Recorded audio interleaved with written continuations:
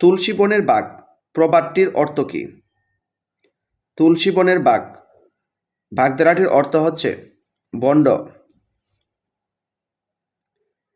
গরীয়সী এর বিপরীত শব্দ কোনটি?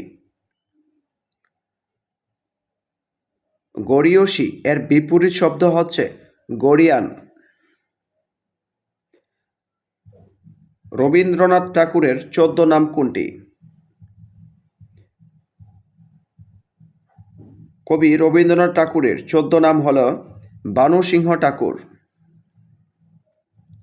কালো বরফ এটি কার রচনা?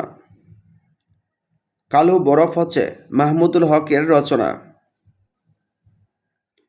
কর্মভোগ এড়ানো যায় না, এখানে কর্ম কোন অর্থ প্রকাশ করে? কৃতকর্ম।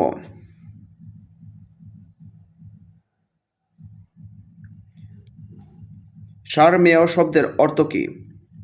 সারমেয় শব্দের অর্থ হচ্ছে কুকুর।